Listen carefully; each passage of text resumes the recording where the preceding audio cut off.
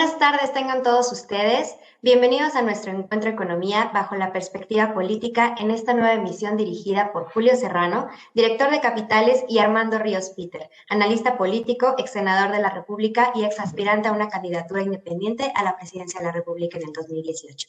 Comenzamos. Bienvenido, Julio. Muchísimas gracias. Pues qué gusto volverlos a ver y poder platicar con ustedes y contigo, mi querido Armando, de temas de política.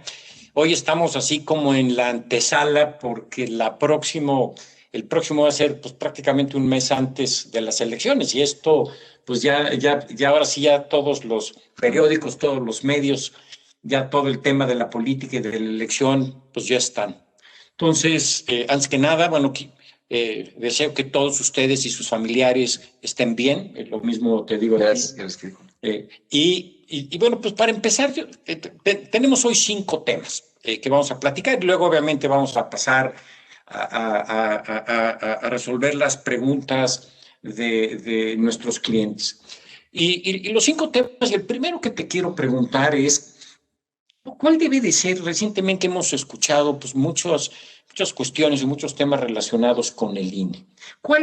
Desde tu punto de vista, cuál debe de ser la función del Instituto Nacional Electoral en México? Bueno, sin duda alguna, en un contexto en el que está la campaña electoral y está pues 24,000 espacios de elección popular, se dice tal vez poco o sea, es fácil en cuanto a la cifra, pero imagínense 24,000 cargos de elección popular que implican diputados federales, la totalidad de la Cámara de Diputados Federal, importante porque ahí se hacen las leyes, se discute el presupuesto de egresos, la ley de ingresos. Obviamente, pues si no tienes a la Cámara de Diputados, pues no logras pasar ningún tipo de iniciativa, como las que mucha polémica han generado ahorita. Más un chorro de consejos de cámaras locales. Recordemos que las cámaras locales son importantes, no sé si son más de 20, puedo equivocarme en la cifra, pero mucho más de las que se necesitan para pasar una reforma constitucional. ¿Por qué es importante la elección de los congresos locales? Pues porque en el 2018 Morena arrasó, hoy gobierna prácticamente 20 congresos locales, entonces tiene la mayoría en la Cámara de Diputados, no tiene mayoría en el Senado, pero le faltan 9 senadores para poder tener reforma constitucional, y tiene la totalidad de los congresos locales para poder pasar cualquier tipo de reforma constitucional. Entonces, viene cambio en la Cámara de Diputados Federal, viene cambio en las curules a nivel local, viene cambio en un chorro de alcaldías. Estamos hablando de que tenemos pues prácticamente mucho más de la mitad de las alcaldías, de las presidencias municipales que se van a elegir. Y bueno, pues síndicos, concejales aquí en la Ciudad de México, regidores. Entonces es un mundo de polémica, ¿no? La política es polémica. ¿De qué se trata la política? Pues de tener controversia, de decir el que está en el poder ahorita es malo, yo soy mejor que él, y entonces te genera todavía todo un tipo de pues confrontación, discusión, debate, diálogo, si lo quieres ver en el sentido más positivo. Pero para eso se requiere un árbitro. ¿Por qué? Porque a final de cuentas, cuando se cuentan los votos, pues se dice, este ganó, este perdió. A lo largo de nuestra historia tuvimos un sistema político mexicano, mi querido Julio, en el cual pues el árbitro era al mismo tiempo el presidente de la República, era el representante del partido único, del PRI, ¿no? Pues el régimen priista que imperó 70 años tenía como uno de sus brazos de articulación más importantes que pues el tema de organizar las elecciones. El secretario de Gobernación, recuerdan ustedes a Manuel Bartlett con el lápiz dándole vuelta cuando se cayó el sistema, o sea, era pues juez y parte, por así decirlo. El presidente del partido, que era el presidente de la República, tenía en la Secretaría de Gobernación la capacidad de organizar las elecciones. ¿Cuál fue el gran acuerdo de nuestro país? Pues decir, oye, pues si queremos verdaderamente construir una vida democrática, ya dejar atrás el modelo del partido único y empezar con la lógica de la competencia electoral, pues ¿qué tenemos que tener? Partidos políticos, y tenemos que, obviamente, competencia entre partidos políticos, y tenemos que tener un árbitro. Fue entonces cuando surgió el Instituto Federal Electoral. En 1996, digamos, se le da plena capacidad autonómica al Instituto Federal Electoral para poder regular el proceso electoral. Yo creo que es el gran acuerdo, el último gran acuerdo realmente trascendente que hemos hecho como república, como país, pues fue ese, decir, oye, pues ya no nos vamos a estar haciendo sonsos, ya vamos a ser verdaderamente una república democrática y aquí vamos a poder competir y el que gane es el que se va a quedar. Pero para eso necesitamos un árbitro que no sea el representante del partido único. Entonces, el Instituto Federal Electoral, ahora INE, surge como una autoridad, como un gran consenso, como un gran acuerpamiento de parte de las fuerzas políticas, y creo que frente a nuestros clientes, frente a la gente que es parte de la familia de Actinver, pues es importante tener muy claro que ese gran acuerdo pues reside en algo muy básico. Ok, vamos a competir. ¿Quién es el que nos va a calificar? Entonces, los que competimos tenemos un acuerdo simple, sencillo, pero sumamente profundo. Vamos a creer y vamos a respetar aquella dirección, aquel planteamiento que nos haga la autoridad, que nos haga el árbitro. Esa es la esencia del Instituto Nacional Electoral. Y bueno, dado que es una autoridad administrativa, autonómica, sin duda alguna, no dependiente del Poder Ejecutivo, existe, como en cualquier decisión de la autoridad, sea el Poder Ejecutivo o un poder autónomo, como el INE o como el Instituto de Telecomunicaciones, la posibilidad de que sus decisiones se vayan ante un poder jurisdiccional, en este caso el Tribunal Electoral de la Federación. Ese es, digamos, nuestro entramado jurídico, nuestras autoridades y un poco el origen, el por qué decidimos los mexicanos tener un Instituto Nacional Electoral. Ahora que todo el mundo está en el revuelo, ¿por qué existe? ¿De dónde viene? Pues venimos de un país que cambió de ser un país de un partido único a un país donde la competencia impera. Y hemos tenido alternancia, ya ganó el PAN primero en el 2000, recuperó su poder el PRI en el 2012 y ahora ha ganado la izquierda con López Obrador. Eso lo que nos dice es, bueno, todo el espectro político, dentro de esas mismas reglas del juego, ya tuvo la posibilidad de llegar al poder. ¿Qué es lo que ha cambiado? Y qué es la reflexión, digamos, que en tu pregunta hay que tener clara. Hoy tenemos en la Presidencia de la República un discurso pues que no había habido antes, ¿no? Regularmente el presidente de la República no tenía un posicionamiento personal frente al Instituto Nacional Electoral. No lo tuvo Calderón, no lo tuvo Peña Nieto, obviamente tampoco lo tuvo Fox. El presidente López Obrador lo tiene. El presidente López Obrador también hay que entender de dónde viene. Él viene, digamos, él, su gente, su esfuerzo, su lucha, su movilización política, vienen de un 2006 en el que señalaron que el Instituto Federal Electoral entonces fue parte de un complot, fue parte, digamos, de un fraude electoral. Recordemos el voto por voto, casilla por casilla. Entonces, mucho del activismo, si se valiera la frase, o mucho de la actitud, para mejor dimensionarlo en términos claros, que tiene el presidente López Obrador en las mañaneras, pues tiene una esencia, digamos, psicológica de haber sido un antagonista público a esa autoridad que él, desde su punto de vista, califica como una autoridad que no le fue del todo imparcial. Hay gente que no concuerda con lo que te acabo de decir, pero bueno, es lo que piensa el presidente, ¿no? Al final de cuentas, él en el 2006 piensa que el Instituto Federal Electoral pues fue parte, digamos, de toda una gran, digamos, articulación del poder económico, político, que terminó arrancándole la presidencia de la República. Él llega pues prácticamente 12 años después de ese suceso y hay que entender que sus declaraciones, pues está ese nervio, está, digamos, un poco ese sentimiento estomacal, pues que él manifiesta y que plantea. ¿Qué es lo que está pasando? Bueno, está pasando que el Instituto Nacional Electoral de repente pues hace una revisión. ¿Por qué es importante el árbitro? No solamente para calificar la elección el día de la jornada, sino para poder ir pues sancionando, como cuando estás en el fútbol soccer, ¿no? No siempre llegas hasta la tarjeta roja, llegas a que está la tarjeta amarilla, de repente te están metiendo la pierna dura el contrincante, pues tienes que tener al árbitro diciéndole bájenle un poquito de fuerza, bájenle un poquito de encontronazo. El árbitro tiene que ir regulando el proceso y para eso tenemos una ley. Tenemos una ley electoral que va determinando qué se puede, qué no se puede, y la autoridad que representa el Instituto Nacional Electoral pues tiene que ceñirse a que esa ley se cumpla. Entonces, estamos hablando, y por qué me interesa subrayarlo en esta expresión, sí de un antecedente histórico importante, profundo, importante, pero que a final del día tiene un marco regulatorio, una parte de nuestro Estado de Derecho en cuanto a lo que los partidos políticos representados en las cámaras han dicho qué se debe y qué no se debe hacer. Entonces, ¿cuál es la chamba del Instituto Nacional Electoral? Pues no solamente reglamentar, sino ir dirigiendo con base en la ley cómo tiene que ser el partido, cómo tiene que ser el juego, qué es lo que se puede y qué es lo que no se puede hacer. ¿Qué dijo recientemente el Instituto Nacional Electoral? Dijo respecto a Morena, que es un poco tu pregunta y un poco el gran revuelo, la gran controversia, la gran polémica que ha habido, dijo, oye, pues las figuras que utilizó Morena son, digamos, una suerte de engaño a la ley. Ellos nombraron una suerte de coordinadores de trabajos de Morena, pero que a final de cuentas esas figuras fueron realmente empleadas para darle vuelta a la ley y para poder hacer pre-campaña. Obviamente, en ese contexto, pues el marco regulatorio tiene mucha claridad y es muy firme, muy profunda nuestro marco regulatorio respecto a qué se puede, qué no se puede hacer y sobre todo cuánto te puedes gastar y cuánto no te puedes gastar cuando estás haciendo una pre-campaña.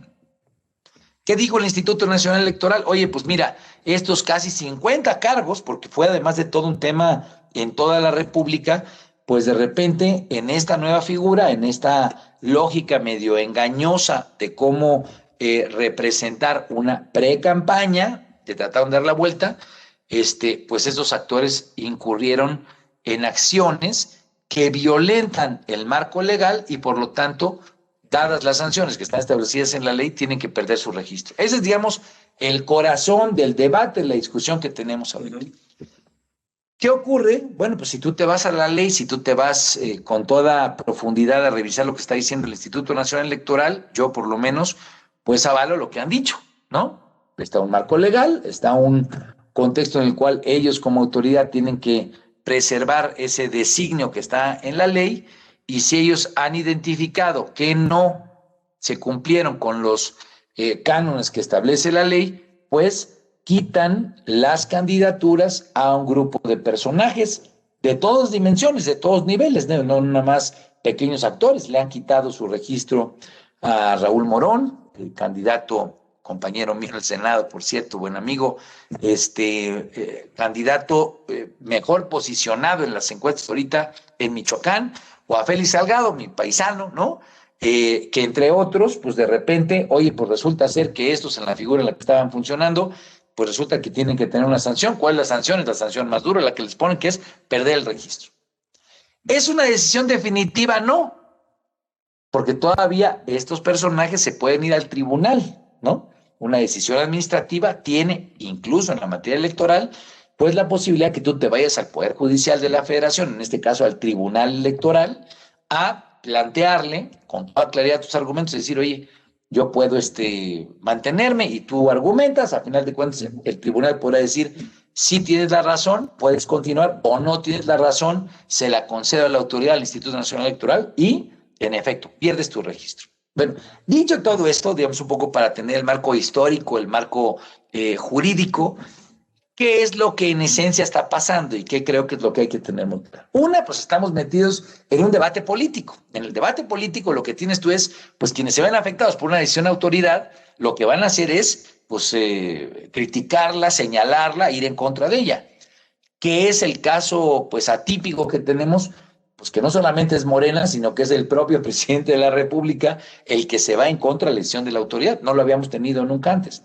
Pero bueno, a final del día, incluso aunque sea el propio presidente de la República el que está planteando eso, cosa que a mí no me parece pertinente, cosa que yo preferiría que no ocurriera. ¿Para qué? Pues para que no tengas otra vez estos designios del presidente involucrado defendiendo a su partido. Pues lo que deberíamos de tener es, pues, a un partido, seguramente Morena, diciendo, es que la autoridad nos está jugando sucio. Siempre lo vamos a tener, siempre lo tenemos cuando la autoridad, en este caso, resuelve en contra de un partido político. Para eso el árbitro, ¿no? Pues, ¿cuántas veces no hemos visto en un partido de fútbol que, pues digo, cuando hay un penal, pues alguien le reclama, ¿no? Oye, pues no hay, pero la autoridad es la que define y designa. ¿Qué quiero dejar subrayado frente al auditorio?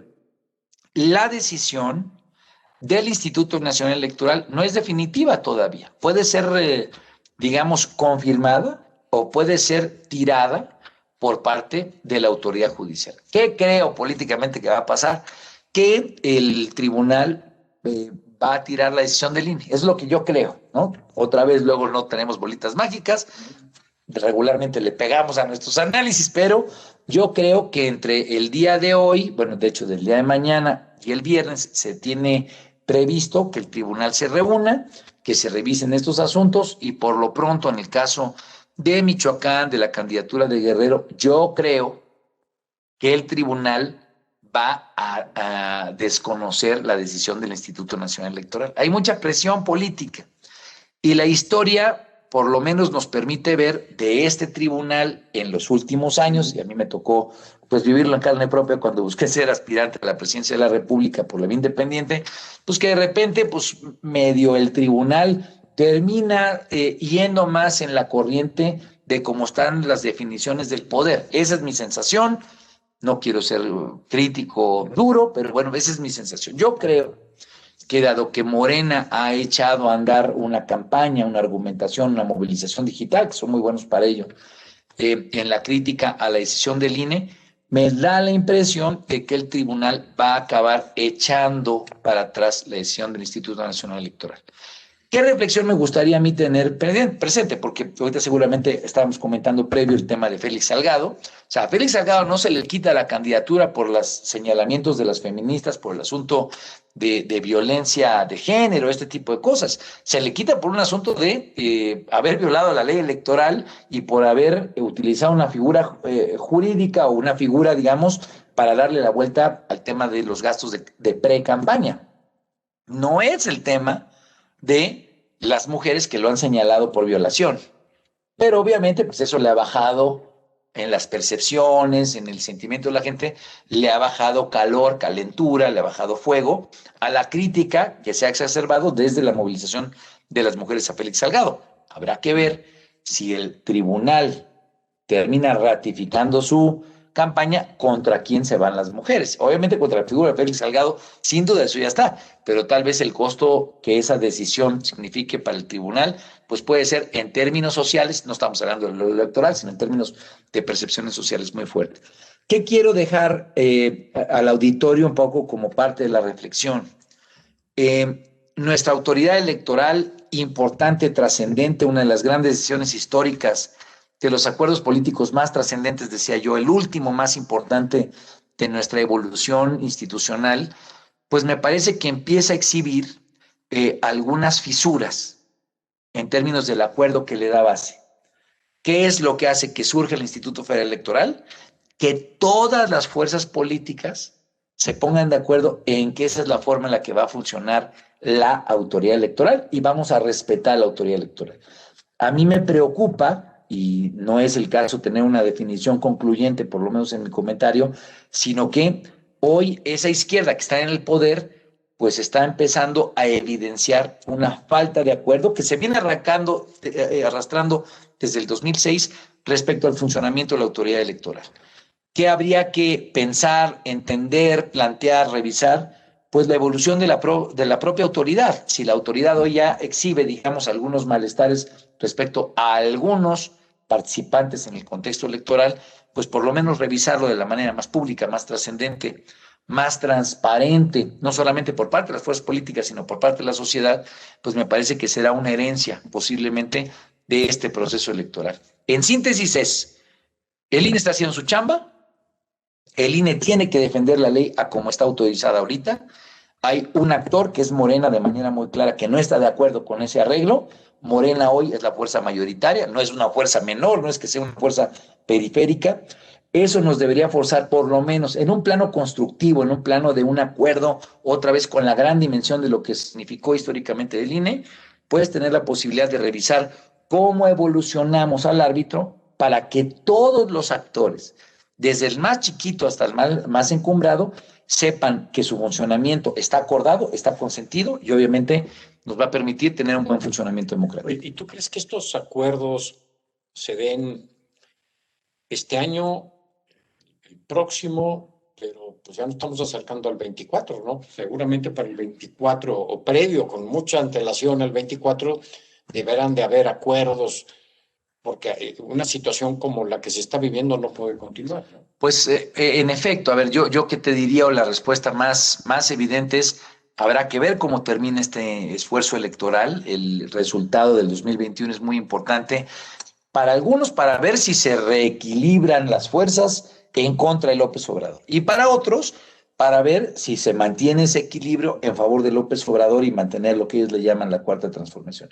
Sea una u otra, habrá que esperar a 2 meses que estamos, pues prácticamente hoy estamos a 59 días de la elección del 6 de junio, habrá que ver cómo termina, digamos, la repartición de la sopa, ¿no? Como le hacen en el dominó, habrá que ver cómo termina esta partida. Y me parece que tendremos 2 escenarios. Un escenario en el cual de repente todo el mundo pues diga, pues ya terminamos así, estamos satisfechos, a final de cuentas la democracia, nuestras instituciones, pese al golpeteo, pese a la polémica, volvieron a dejarnos satisfechos. Recordemos que en México hay una gran movilización de ciudadanos, son los que escrutan los resultados, los que levantan las sábanas, los que están el día de la jornada haciendo una evaluación. Es realmente una movilización popular muy profunda la que se hace. Si de repente termina y decimos, pues, bueno, está bien, ganaron estos, perdieron estos, el resultado que sea, pero nos sentimos cómodos con el resultado, pues tal vez no haya mayor movilización. Si hay un sentimiento de que ese ejercicio institucional no nos deja satisfechos, y hay ahí donde hay muchas críticas y escenarios que pueden ser realmente negros, ¿no? Pues de repente hay quienes hoy critican que estos señalamientos de Morena hacia el árbitro puedan estar siendo una antelación de no querer reconocer algunos resultados. Digo, eso es parte del análisis. Bueno, pues entonces la bronca va a ser que vamos a tener al partido en el poder o al partido mayoritario, por lo menos al partido en la presidencia de la República, movilizándose en contra de un árbitro para no reconocer una ley en la cual pues todos estemos más o menos de acuerdo. Eso puede ser un escenario peligroso. ¿Cómo cauterizarlo? ¿Cómo cuidarlo? Y sobre todo a nuestra audiencia, ¿cómo estar atentos de ello? Hay que participar, hay que salir a votar, hay que participar como observadores. O sea, si la democracia la hemos construido en la parte electoral a partir de la participación ciudadana, pues lo que tenemos que garantizar es que esta sea una elección con una gran participación, para que gane el que gane, sea el vencedor el que sea, pues tengamos a un árbitro verdaderamente imparcial, que es la esencia del INE, que sea la sociedad, la ciudadanía la que puede decir, bueno, pues yo lo vi, yo participé, yo estoy involucrado y pues ganó el que ganó, ¿no? A final de cuentas, el árbitro en esencia de nuestra democracia electoral es la gente, porque el instituto en su parte administrativa es el que está dando la evaluación y seguimiento, Lorenzo Córdoba y eso, son los que le dan seguimiento administrativo a la ley. El tema es que quienes le dan fortaleza y quienes hacen robusta nuestra democracia el día de la jornada electoral, pues son los ciudadanos que participan en la revisión y el escrutinio de las actas. Entonces, hay que participar, hay que involucrarse, y creo que la gran reseña de esta confrontación, que a veces es mediática y que genera mucho ruido, pero que al último, pues en la esencia las instituciones no crujen porque cada quien hace su papel, es que los ciudadanos hoy, con más información como la tenemos, cada vez estén más involucrados y cada vez sean más corresponsables del proceso político electoral. Pues muy bien, oye, y tocaste un tema y yo voy a regresar a ese.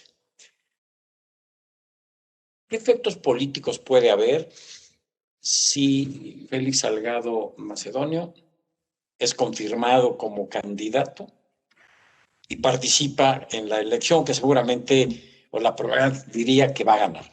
Mira, a ver, y gracias por la pregunta, o me siento animado porque como soy de Guerrero, pues obviamente le doy un seguimiento al tema. A ver, yo cómo veo las cosas en Guerrero. Guerrero, pues es un lugar que históricamente ha sido muy profundo en cuanto a su presencia social de la izquierda, primero de la izquierda guerrillera, o de la izquierda magisterial, o de la izquierda ecologista, ¿no? Hay muchos fenómenos de la izquierda de derechos humanos, hay muchos fenómenos que en Guerrero han sido parte del corazón y del tejido de la izquierda en la historia. Yo mismo milité 10, 12 años en el PRD y esa esencia pues, me tocó verla con la vitalidad, con la fortaleza, en un lugar que tiene una gran pobreza, que tiene una gran violencia, que tiene una presencia del crimen organizado por abandono y por fallas y colapso institucional históricos, en fin. Entonces, yo veo, por lo menos eso dicen, no estoy diciendo nada que no sepa la gente, cuando tú ves una encuesta, pues ves que Morena es el partido que en los últimos meses ha estado mejor posicionado para ganar. Ha perdido 25 puntos, por cierto, de que las mujeres empezaron a señalar los temas de violación a Félix Salgado. Tenía un colchón enorme, ¿no? Era más o menos 35% lo que tenía de distancia Félix Salgado cayó en esta ubicación de su figura, de su silueta, de su imagen, como una de los símbolos del movimiento feminista, criticándolo por las denuncias de violación que pues, son públicas y que la gente conoce. Entonces, hoy, aunque Morena está muy bien posicionado y ha bajado, me parece, habrá que ver cómo es la campaña, faltan todavía 60 días, que Morena puede ganar aún con Félix Salgado de candidato, porque hay que decirlo, Félix Salgado es una persona que tiene mucho carisma en términos del perfil de votantes, hablo de la generalidad, de los pueblos rurales, en fin, es alguien que ha recorrido muchas veces Guerrero y que mucha gente lo conoce en Guerrero, es muy conocido. Entonces, al día de hoy, ceteris paribus, como decimos los economistas, ¿no? Pues yo creo que las condiciones están dadas para que Morena mantenga, o mejor dicho, gane esa gubernatura. Dicho esto, a mí me parece que va mucho más allá el tema de Félix Salgado que el contexto territorial de Guerrero. Y yo escribí un artículo, y de hecho es parte del reporte que presentamos aquí en Actinver, en el que comentaba mi experiencia hace 6 años alrededor de la desaparición de los 43 jóvenes de Ayotzinapa, donde en el caso de aquel momento pues histórico complejo, mucho de la crítica, del señalamiento de cómo estaba funcionando el poder público en Guerrero, que había provocado esta desaparición de 43 jóvenes y que fue pues, un tema internacional, los normalistas rurales, pues a mí me parece que tiene similitudes en la distancia con lo que puede pasar con la candidatura de Félix Salgado e incluso con el triunfo de Félix Salgado. ¿Qué es esto? Pues Guerrero tiene condiciones muy sui generis, ya los dije, tiene una pobreza importante, tiene, pues si lo comparas con la comunicación digital que tiene la Ciudad de México, que tiene Nuevo León, pues es abismal, ¿no? Tienes todavía contextos muy rurales, de mucha pobreza cultural, de mucha pobreza física, de mucha pobreza material. Me parece que puede generarse un contexto en el cual la candidatura de Félix Salgado Macedonio le pegue mucho más a Morena en otros territorios que en el propio territorio de Guerrero. Por eso la comparación con lo de los 43 chavos de Ayotzinapa, la gran movilización más importante en contra del tema de Ayotzinapa se dio en la Ciudad de México en aquella época, o se dio en aquellos lugares en los que por la desaparición de la gente, el compartir espacios entre el crimen organizado y las autoridades, que fue el fenómeno que Ayotzinapa evidenció ahí en Iguala, pues muchos lugares que estaban sufriendo ese tipo de problemas decían, no más. Entonces, aunque en Guerrero se mantenía, digamos, una condición de aceptación a las condiciones generales, pues decían, pues así es, o claro, había una crítica, pero no había, digamos, una movilización profunda en contra de eso. En el resto del país, especialmente en la Ciudad de México, pues las movilizaciones empezaron a crecer y pasaron de ir en contra de Ángel Aguirre a ir en contra de Peña Nieto y se quedaron ahí en el famoso fue el Estado, se quedaron como un tema que le fue pegando progresivamente como gotita que fue creciendo y que se fue convirtiendo en un gran chorro de agua que terminó erosionando el poder de Enrique Peña Nieto. Recordemos, los 43 estuvieron presentes en la elección sin duda alguna, pero se mantuvieron siempre hasta el final del sexenio de Peña Nieto. ¿Por qué traigo esto a colación?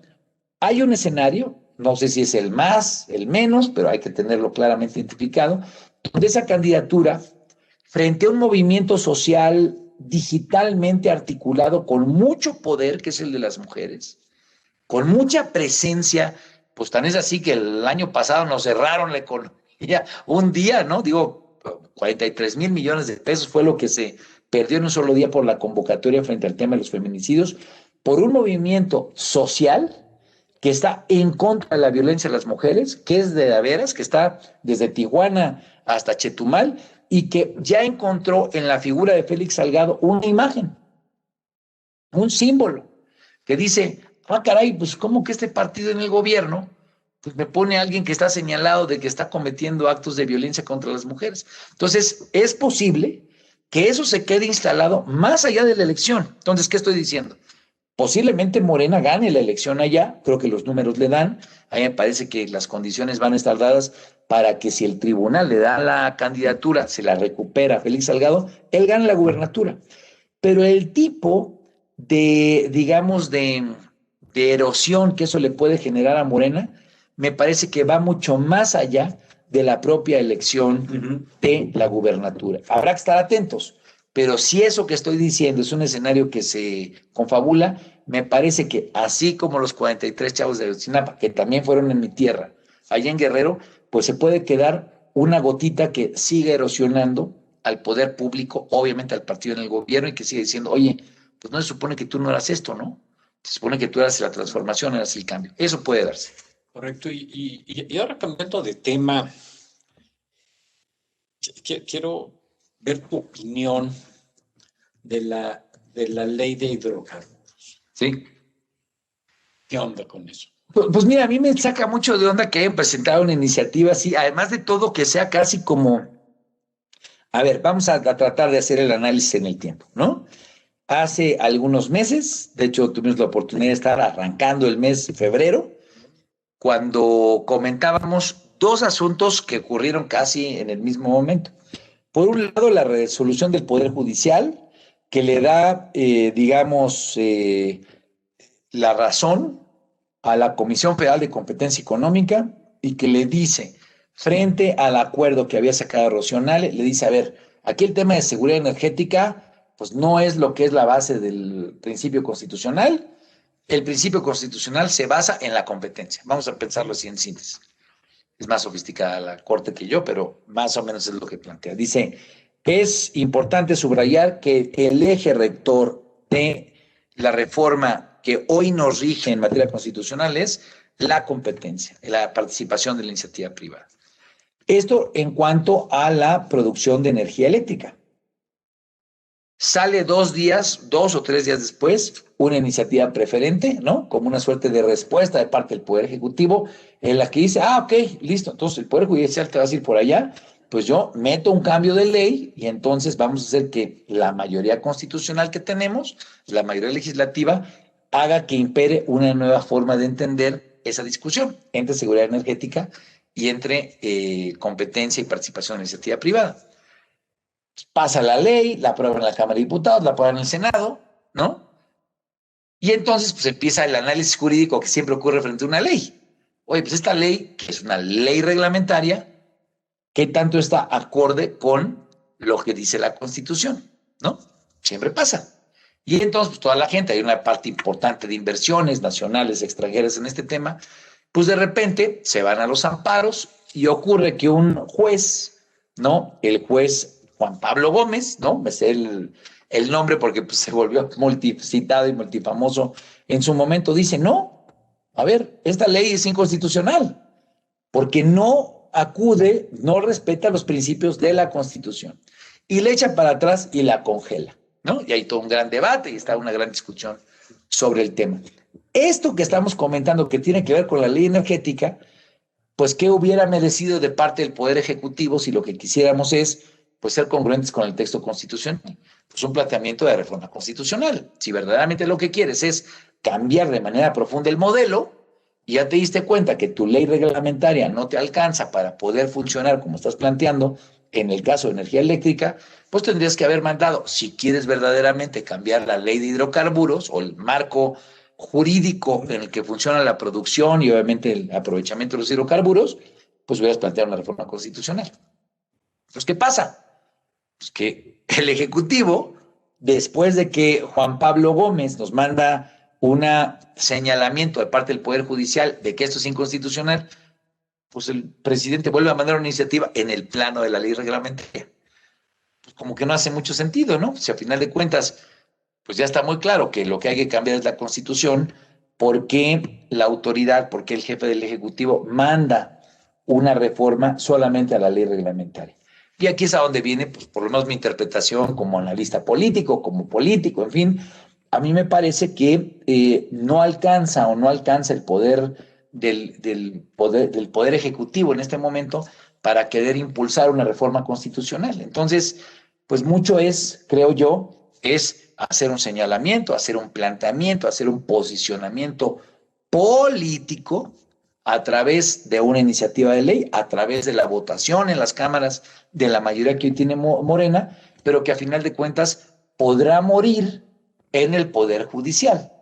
Entonces me van a decir, bueno, ¿y todo eso de qué sirve? Pues sirve de mucho o sirve de poco. Habrá que ver pues, quién lo analice. Pues quienes están en contra van a criticar, van a decir, oye, estamos jugando, ¿por qué está haciendo eso? Pero el presidente me parece que también lo que está acudiendo, lo que está haciendo es un poco mandar una señal a su base electoral, a su punto de apoyo. Estamos en un proceso electoral, también ellos quieren desde Morena fortalecer su discurso en el que están diciendo, pues esto es lo que nosotros creemos respecto a cómo tiene que ser el marco jurídico, ¿no? No nos alcanza para hacer una reforma constitucional, cosa que es cierta porque, insisto, no tienen el Senado de la República. Por lo pronto, me parece que tampoco están las condiciones dadas con un nuevo gobierno en Estados Unidos que no es proactivo, o por lo menos que no deja el balón suelto como lo dejaba Trump. Ahora Joe Biden ha sido mucho más insistente a estar atento al tema de energías limpias. Ha habido señalamientos de parte de autoridades estadounidenses respecto a su preocupación de cuál es el marco jurídico que se debe respetar. Entonces me parece que el presidente lo que hace es, en un momento previo a la elección, manda una señal política a través de una ley. Yo no lo haría, si yo fuera presidente, yo no utilizaría ese instrumento, utilizaría otro, pero bueno, él decide mandar una iniciativa, hacer un planteamiento, ser firme, ser muy puntual respecto a lo que él cree que debe de ser la participación del Estado y de la iniciativa privada en materia de producción de hidrocarburos. ¿Qué creo que va a pasar? Creo que todo se va a quedar en el Poder Judicial, ¿no? Creo que así como lo vimos con la ley de energía eléctrica, me parece que la parte de generación de hidrocarburos va a tener exactamente el mismo fin. Y lo vería en esas dos dimensiones. ¿Qué tanto me alcanza como poder legislativo y como poder público en lo general, en lo local? Correcto. ¿Y qué tanto chance tengo yo en mi relación con un nuevo gobierno para estirar la liga? Sí, me convence. Claro. Bueno, pues muy claro. Por lo menos hay que tenerlo ahí en la atención. Claro el planteamiento. Y uno de los temas que platicamos con todos ustedes a inicios de años fue, y desde fines del año. De fines del año fue cuando presentó el presidente la iniciativa. El tema del outsourcing. Es correcto. Y pues recientemente pues, llegaron a un acuerdo. Entonces, ¿qué punto de vista tienes del proceso? ¿Ese era realmente el proceso que se debió de haber seguido? ¿O pudieron haber hablado antes en privado con la iniciativa privada y de ahí haber anunciado un acuerdo con posterioridad sin todo este ruido mediático que se hizo? ¿O era necesario políticamente organizar todo esto? Pues mira, yo creo que este gobierno con nuevas formas y nuevas dinámicas y nuevos o distintos centros de apoyo, pues también le va midiendo y va buscando también nuevas formas para poder llegar a consensos, ¿no? No sé si sean los mejores o los peores, pero son los que tiene tal vez, o son los que por lo menos echa mano este gobierno. Y en política siempre pues es el arte de lo posible, ¿no? ¿Qué tanto puedes hacer las cosas? Porque siempre pues tienes pesos, contrapesos, múltiples equilibrios, desequilibrios, reequilibrios. Entonces, bueno, utilizando el antecedente que tú mismo comentas en la pregunta. Primero, el presidente mandó una iniciativa alrededor del tema que generó una gran polémica, ¿no? Porque pues, empezaron a acelerar el tema de la aprobación, en fin, en el cual el corazón del planteamiento en contra del outsourcing, y yo comparto la esencia de la crítica, es con el esquema de outsourcing, muchos integrantes de la iniciativa privada, muchos despachos, muchos actores de estrategias fiscales se han agandallado, dice el gobierno, casi 20,000 millones de pesos en términos de pagos de impuestos. Y obviamente quítale a eso el tema de pago del Instituto Mexicano del Seguro Social para los trabajadores o el propio Infonavit. Además, pues de deprimir una parte importante de los ingresos de los trabajadores. Digo, es algo que sabemos. Ha habido cuantiosas fortunas que se han hecho, digo, no precisamente trabajando, produciendo al 100%, sino viendo cómo aprovechas esa estrategia fiscal para que en beneficio de algunos empresarios que abusaron del esquema del outsourcing pudieran, pues obviamente en detrimento de los ingresos de los trabajadores, poder tener mejores ingresos las empresas.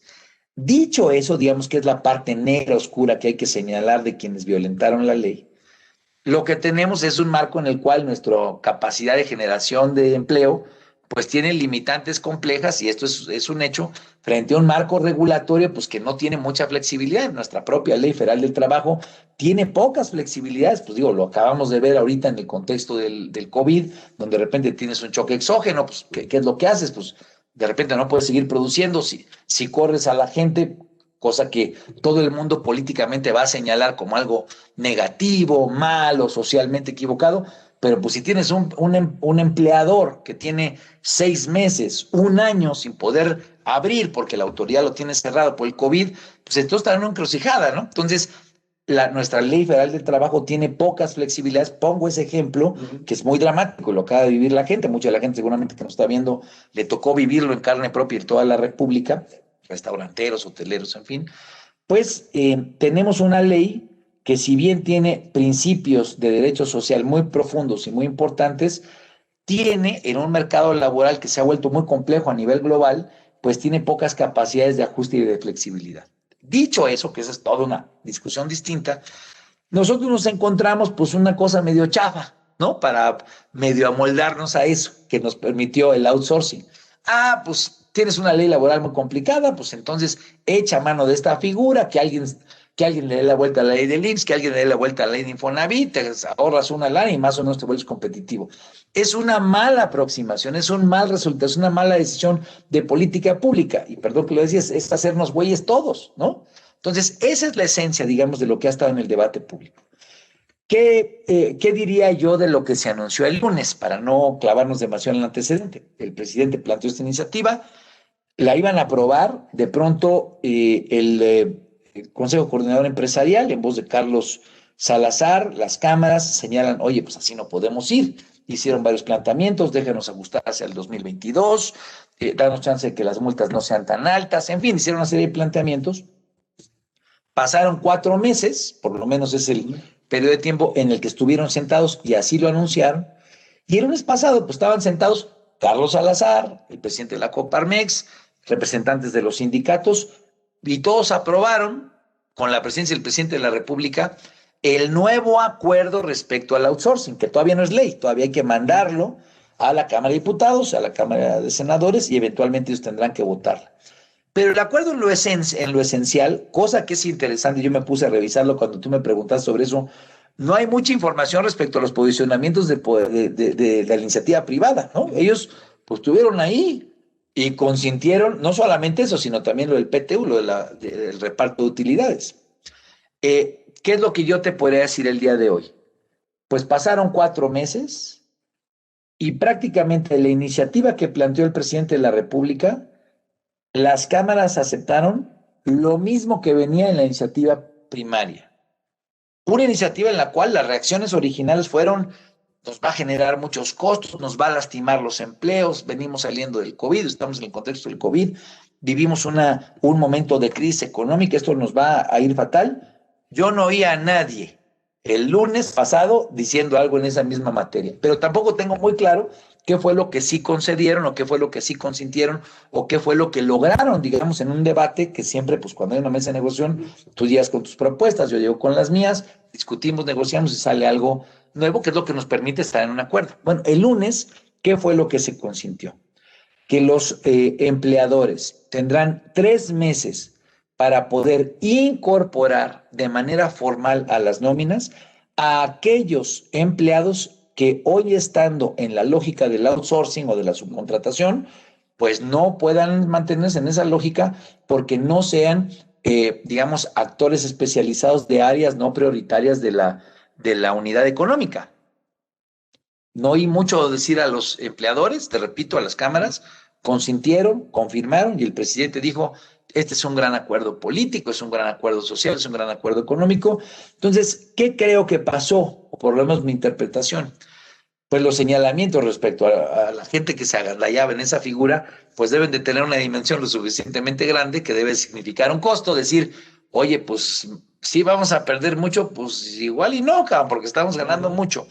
Esa es la sensación o esa es la lectura política y social que yo puedo tener, sin demasiados elementos, por lo menos de lunes a la fecha, en el análisis de las discusiones, ¿no? Pero mira, dicen que más vale un mal acuerdo que un buen pleito, ¿no? Entonces, creo que en materia de outsourcing hubo tantos excesos que me parece que ponernos todos en orden y tal vez reorientar la discusión a lo esencial, que es cómo hacemos una ley federal del trabajo que verdaderamente nos permita orientarnos hacia la competitividad, sin duda respetando los derechos de los trabajadores, pero garantizando la visión de las unidades económicas, no en este pleito entre empleados y empleadores, sino un poco el tema de cómo hacemos que las unidades económicas mexicanas sean más competitivas.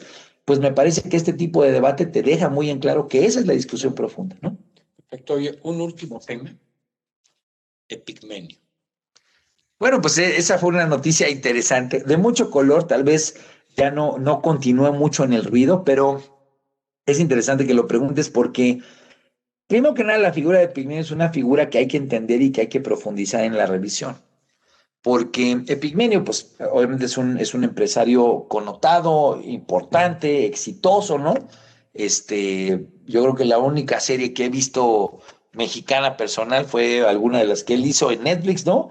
Entonces es un personaje de talla internacional. Argos ha tenido éxitos importantes. Nunca vi telenovelas yo, pero bueno, Cuna de Lobos sí la vi, pero este tema de, por ejemplo, la novela esta de Café con aroma de mujer, etcétera, pues ha sido digamos, un empresario de la comunicación, de las novelas, de la narrativa, muy importante. Que aparece, ¿no? Pues de repente Pigmenio se vuelve un actor importante en la cercanía con el presidente López Obrador, lo acompañó en campaña, lo ha acompañado en la presidencia de la República. De hecho, este último segmento de 3 grandes entrevistas al presidente en Palacio Nacional, pues lo hace Pigmenio, él con su cámara, es un actor relevante, pero además de todo tiene él la batuta, mucho de la discusión, del análisis, del planteamiento, de la defensa del discurso de la cuarta transformación en las redes sociales.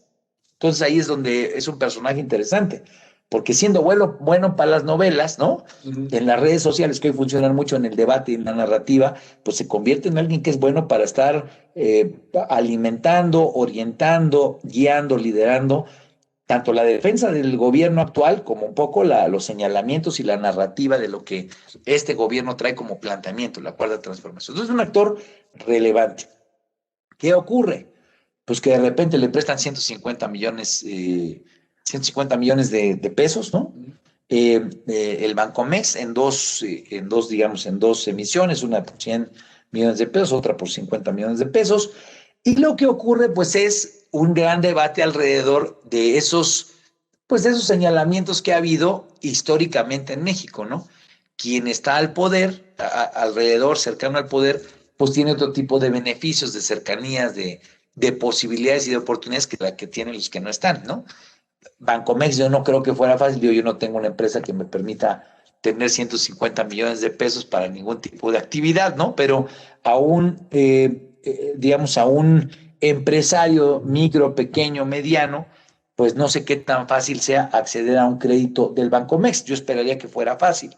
Pero el problema que ocurre frente a esa figura tan importante, tan prominente, es pues lo que dice un dicho, ¿no? No hagas cosas buenas que parezcan malas. ¿Por qué? Porque en el ecosistema digital, que es en el que Pigmenio tiene una buena presencia, un buen liderazgo, una significativa capacidad de incidencia, ¿no? Pues de repente dicen, pues, ¿qué onda? ¿No? Pues qué incongruencia, tú estás defendiendo el cambio, los no privilegios, en fin, el no utilizar el poder público en beneficio de uno, y de repente pues termina siendo parte de lo mismo. ¿Qué es lo que yo recomendaría solamente por un comentario? Pues yo creo que Pigmenio puede tener fuentes de financiamiento distintas, se pone mucho en riesgo en términos de la narrativa del presidente de la Cuarta Transformación, inclusive por la importancia que tiene este actor y por los antecedentes de relevancia que tienen, pues tal vez buscar un crédito en otro lado, pues hay que venir a Timber y pedir un crédito de otro tipo, pues tal vez no caiga, digamos, en estos señalamientos que lastiman la narrativa y que abren frentes, digamos, para que los opositores y los críticos pues, le peguen en el centro de gravedad a la autoridad. Pues con esto terminamos los 5 temas. Aquí tenemos algunas preguntas, algunas preguntas de ustedes.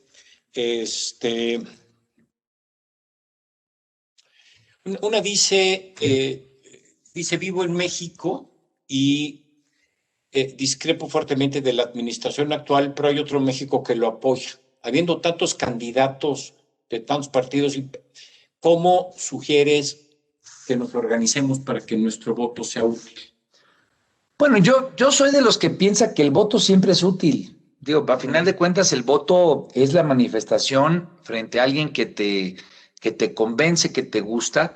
Cambiaría un poco la dimensión del planteamiento. Hay que buscar candidatos en lo local que le hagan sentido a uno. En todos los partidos políticos siempre puede haber políticos buenos, políticos malos, y es capacidad o es facultad, es responsabilidad, es obligación incluso del votante, pues el revisarlos, analizarlos. ¿Qué hace sentido, por lo menos para mí en esta elección, tener un buen candidato local que genere un nuevo tipo de dinámica en el contacto con la sociedad? En términos de la plataforma que presenta, el planteamiento que hace. Estamos muy metidos en la macronarrativa. Obviamente hay quienes están a favor del presidente López Obrador, muchos, como dice quien nos pregunta, muchos que están en contra, pero al final de cuentas es en esta elección ¿qué tanto sentido me va a hacer mi alcalde? ¿Qué tanto sentido me va a hacer mi presidente municipal? ¿Qué tanto sentido me va a hacer mi diputado federal para conseguir recursos para lo que le puede ayudar a mi comunidad específica, pequeña, grande, en lo local? Entonces, creo que meternos a la metanarrativa de en contra o a favor, o por lo menos mi posición personal, de en contra o a favor de López Obrador es muy limitado. Porque a final de cuentas el poder real que te termina afectando en términos cotidianos es qué tan buena chamba hace la autoridad que tiene la fuerza pública a su cargo y qué tanto le pega a los malandrines o no para defenderme, para cuidarme a mí en materia de seguridad, o qué tan válido, qué tan importante es el diputado local para poder gestionar temas en materia de agua o tener una regulación que me garantice que como habitante tenga yo buenos caminos o tenga buena agua potable. Yo lo plantearía más en el tema de que esta elección es la primera de la historia en la que tenemos la oportunidad de construir una cercanía con los votados por parte de los votantes de proximidad y de exigencia. Algo padre de la nueva tecnología, de las nuevas capacidades que tiene la sociedad de informarse, de comunicarse, de organizarse, es que pues tal vez el presidente López Obrador nos queda muy lejos y nos quedan muchas decisiones que son, sin duda alguna, trascendentes, importantes. La tasa, el tipo de cambio, en fin, cosas de decisiones que son importantes. Pero el día con día, ¿qué tan relevante es la autoridad local? Me parece que es lo más importante. Ahí habrá partidos políticos de todos colores y habrá que fijarse, es mi sugerencia, más en los personajes, más en el hombre y la mujer que estén buscando ser votados, su congruencia, su honorabilidad, su historia, su capacidad, su no improvisación, su humildad como político, que solamente estar pensando un poco en el tema de la distribución del poder federal. Eso es importante, no lo obvio, no lo quito, pero me genera menos ruido en términos de una polarización el poder decidir en lo local. Hay una pregunta también de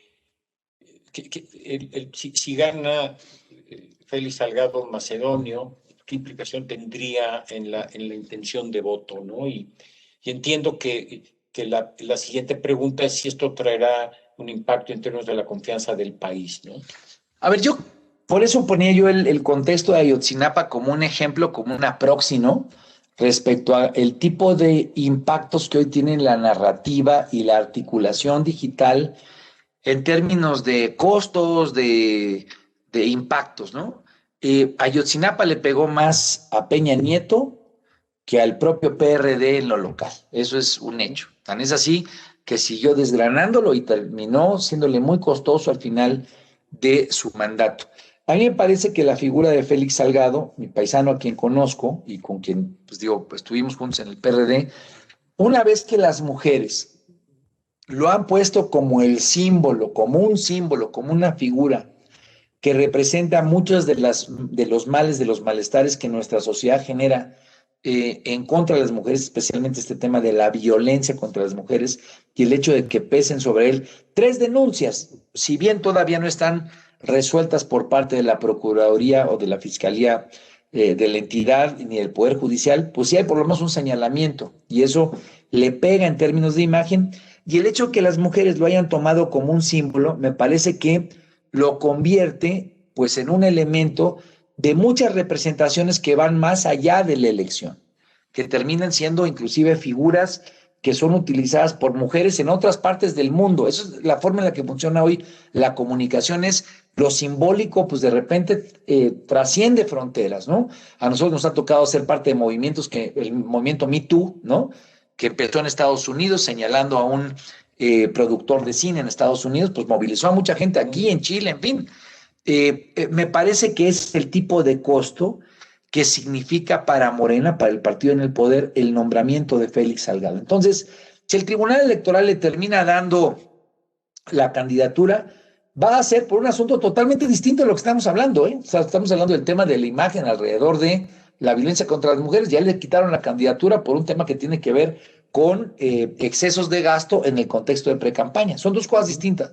Pero ¿qué impacto tendrá en términos, no lo pondría en términos de confianza, en términos de confianza país, lo pondría un poco en términos de imagen para el partido en el poder si las mujeres continúan poniendo en Palacio Nacional digamos, una filmina que termina poniendo letras en la noche en Palacio Nacional diciendo un violador será gobernador, pues obviamente es una imagen que va mucho más allá de la sociedad mexicana, es algo que trasciende a nuestro país y termina teniendo un impacto. Creo que ese es el tipo de movimiento social que está atrás de esto y el tipo de costo político que puede haber alrededor de esa candidatura. Aquí hay varias preguntas que veo que tienen que ver. ¿Cómo se debe de seleccionar a un candidato? A diputado, a un candidato a senador. Debe de ser qué expertise se debe de buscar. Aquí una de las preguntas se habla de por qué no también se seleccionan candidatos con una mayor preparación en términos de economía. Tú que has estado de senador y has ocupado puestos de elección popular, ¿qué características o cómo selecciona un partido un candidato? Pues mira, yo creo que ese es uno de los ámbitos tal vez menos regulados y en los cuales deberíamos de trabajar más. Como sociedad tenemos una institución electoral, como lo he comentado, importante, trascendente, pero me parece que nos hemos puesto pocas pilas en términos de cómo exigirle a los partidos políticos, que a final de cuentas son instituciones de bien público, ¿no? Pues también es así que las pagamos y les ponemos billetes en nuestros impuestos para que funcionen. Me parece que es indispensable tener mucho mayor claridad sistémica y además de todo de lógica institucional respecto a cómo le exigimos a los partidos que nos presenten a los mejores hombres y mujeres. Ahí no hay una reglamentación clara sobre el particular y en cosas que pueden ser realmente escandalosas, ¿no? Desde que no hay una verificación de parte de la autoridad de cuál es la condición socioeconómica y el origen de los recursos de un candidato o candidata. El caso de José Luis Abarca me parece que es dramático, pero muy ejemplificativo. Alguien que se presume tuvo financiamiento del crimen organizado y que por eso llegó al poder y por eso llevó a la convivencia desde el poder con los Guerreros Unidos, tan es así que desaparecieron los 43 chavos de Ayotzinapa. Bueno, pues eso que quedó muy en evidencia, pues hoy no forma parte de una plataforma en la cual tengas tú una coherencia de la autoridad revisando escrupulosamente quiénes son los candidatos y candidatas. Se le queda a los partidos políticos esa carga, esa obligación, esa responsabilidad, pero pues digo, las limitaciones que puede tener un partido son abismales. Partidos que tienen muchos recursos, pues a veces tal vez no los invierten en eso. Partidos que son nuevos, que tal vez no tengan recursos suficientes ni siquiera para funcionar, pues no tienen elementos para hacer un escrutinio, para hacer una revisión. Y ahí nos quedamos pues con muchos huecos. Te estoy poniendo el caso más dramático respecto a qué tipo de financiamiento puede tener un actor público, un político o no. Pero vamos a lo que está preguntando uno de los compañeros, ¿no? ¿Por qué no se le exigen conocimientos en cierta materia? ¿Por qué eso no se le exige licenciatura, por ejemplo, que es algo? Ve, pues, alguien te puede decir, oye, para representar a una comunidad rarámuri, ¿no? Que tal vez no tenga licenciatura, pues si quieres un verdadero liderazgo que lo lleve a la Cámara, sus sentimientos, sus necesidades, poner una licenciatura tal vez no haga mucho sentido. ¿Qué estoy tratando de poner en concreto? No tenemos un acuerdo, no solamente legislativo, sino como sociedad, de cómo tenemos que exigir que aquellas personas que van a pedirnos nuestro voto y que luego les vamos a pagar con nuestros impuestos, ¿qué perfil tienen que tener? No hay un acuerdo en lo fundamental sobre eso. Creo que en materia de evolución institucional, eso es uno de los grandes señalamientos y de las grandes necesidades. Si vamos a tener un funcionario público, pues ¿qué características va a tener? Queremos que sea licenciado, queremos que sea doctor, queremos que sea alguien que no tenga estudios, pero que sea un buen líder político. Queremos que sea transparente en cuanto al origen de su recurso, ¿no? Hoy, pues es un gran universo de preguntas que no tienen respuesta y que tendrían que ser respondidas por parte de la legislación. Correcto. Y hay una última pregunta y dice, sin embargo, la ratificación de Salgado Macedonio en la candidatura se puede interpretar como la pérdida de la independencia del INE y del TRIFE. ¿Tú qué opinas? Yo no lo veo así. A ver, otra vez la repito. Dice, ves que me quedé mucho leyendo que Enrique Medina dice sin tanto rollo. Y perdón que voy a irme un poquito porque me quedé clavado en la pregunta. Dice, ¿sabes que la economía es fundamental en el desarrollo del país? La política depende de la economía y viceversa, ¿no? ¿Por qué no se seleccionan a políticos preparados en economía? Porque sin duda alguna la economía es importante, pero no es lo único, mi querido Enrique. Digo, pues hay un chorro de cosas que no tienen que ver con la economía. Digo, pues sería una discusión muy, muy profunda. Es importante la economía, sin duda, pero son importantes los derechos humanos, es importante la libertad, es importante. Hay muchas cuestiones que tú le tienes que exigir a un político que no exclusivamente tiene que ver con que seas preparado en economía. Yo conozco a muchos y he tenido en mi vida, soy economista, ¿no? Y he conocido a muchos políticos que le saben en la economía, pero que son muy malandrines, por ejemplo. Pues no necesariamente saber significa tener una serie de acuerpamientos y de empaques que se tienen que tener para el escrutinio público y sobre todo para ser políticos que lideren y que guíen al país. Entonces, pero dice, la ratificación de Salgado Macedonio en la candidatura se puede interpretar como la pérdida de la independencia del INE y del TRIFE. ¿No es así? A ver, yo quiero insistir en algo que he dicho en varias ocasiones hoy. A Salgado Macedonio no le quitaron la candidatura por algo que tenga que ver con la movilización que se le puso en contra de las mujeres. Eso es importante tenerlo claro. A él se la quitaron, igual que a Raúl Morón, lo pongo como ejemplo porque es el candidato de Michoacán, por una figura que utilizó Morena y que llevaron a la práctica una serie, así lo ha dicho el INE, excesos que de otra forma no hubieran sido posibles en actos de precampaña. Entonces no tiene nada que ver el tema de que le hayan quitado la candidatura con el tema de la movilización de las mujeres. Entonces, si el Tribunal Federal de la Electoral termina determinando que esto no es, sí, en términos de percepción es distinto, pero aquí nuestra chamba es aclarar un poco cómo está, porque si solamente nos guiamos por las percepciones, entonces, pues me parece que le quitamos, digamos, el rigor del análisis profundo que tenemos que tener. Primero que nada, es importante señalar, el INE siempre toma una determinación, el tribunal, su mandato, su condición es confirmar lo que dice la autoridad o rechazarlo, y es la autoridad final. Eso pasa en todos los términos, pasa cuando hay pues un señalamiento de homicidio, pasa cuando hay alguien que es acusado de robo, pasa cuando alguien es acusado administrativamente, es un señalamiento de la autoridad, es lo que hace el Instituto Nacional Electoral, pero para eso tenemos un tribunal que puede decir, estoy de acuerdo con lo que dice el INE o estoy en contra. Ese es el marco jurídico que existe en este país, y además de todo es un marco que nos da una certidumbre profunda frente a un acto que a veces puede ser autoritario, si el tribunal pues lo ve a los ojos de la ley, a los ojos de la justicia, nos puede terminar ayudando esa condición. Entonces, yo no lo veo en términos de una pérdida de independencia del tribunal. ¿Se pueden generar percepciones de eso? Sin duda. Va a haber quienes intenten que esas percepciones estén, ténganlo por seguro, estamos en plena elección.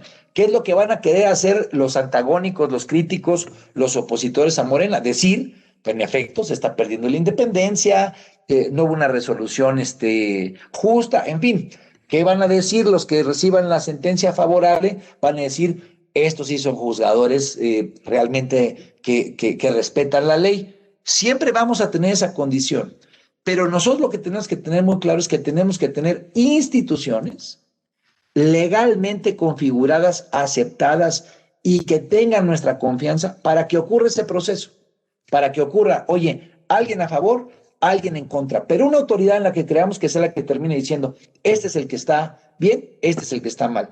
Y si nosotros creemos en eso, entonces a lo que le apostamos es a un Estado de Derecho. Entonces, ¿qué hay que ver en el tema de Salgado Macedonio o en cualquier discusión de las muchas que habrá? Seguramente ahora porque hay más teléfonos celulares, porque hay más comunicación, hay más WhatsApp, hay más redes sociales, pues cada vez estamos más involucrados en nuestra democracia, en lo que pasa en ella, a veces a favor de los temas, a veces en contra. Mi única sugerencia es, salgan a votar, identifiquen quién puede ser el mejor candidato en lo local, que les represente mejores condiciones para avanzar, e involúcrense en la medida de lo posible en todo lo que se pueda en el proceso electoral. Ya no es solamente el día de la elección. Hoy la democracia, por la nueva tecnología, nos hace estar necesitados de estar involucrados cada vez más y más y más, porque eso, a final de cuentas, la fortaleza que nos puede significar como ciudadanos. Y luego dice, ¿y qué pasa cuando el presidente desde su púlpito desacredita a la institución que opera como árbitro? Bueno, yo recomendaría que eso no ocurriera, porque a final de cuentas, el riesgo que ocurre es pues caer en la condición de ser juez y parte. Si tú tienes un partido y tienes una posición y a final de cuentas estás buscando que la Cámara esté de tu lado para mantener tu proyecto político, pues no es algo sano para una vida democrática en la cual venimos de un momento histórico durante muchas décadas donde el presidente pues jalaba con su partido y teníamos un partido único. No queremos regresar hacia allá, pues seamos puntuales en exigir que esa situación no se dé. Perfecto. Ya consumimos el tiempo. Muchísimas gracias a todos ustedes por acompañarnos el día de hoy. Y Armando, pues qué gustazo. Y ahora sí, el próximo mes vamos a estar en plena campaña y vamos a estar en plena campaña. Y les vamos a poder contar cómo están las cosas en tierra. Así es. Ahí vamos a andar. En vivo y a todo color. En vivo y a todo color, sin duda alguna. Gracias a todos. Hasta luego. Hasta luego, cuídense. Gracias, Kimber. Muchas gracias a ambos. Con esto terminamos nuestro encuentro Economía bajo la perspectiva política. No olviden seguir todos nuestros encuentros. Les recuerdo que mañana jueves 8 tendremos nuestro encuentro Trading, análisis de empresas e índices con Alejandro Fuentes a las 4 de la tarde y el próximo lunes 12 de abril el encuentro Conocimiento, cómo crecer y asegurar mi patrimonio al mismo tiempo, fondos multiactivos Actinver. Asimismo, el próximo miércoles 14 de abril tendremos nuestro panel mensual liderado por Héctor Madero, Enrique Covarrubias y Julio Serrano a las 6 de la tarde. Gracias nuevamente a todos ustedes por habernos acompañado el día de hoy. Hasta pronto. Gracias. Chao, bye. Hasta luego.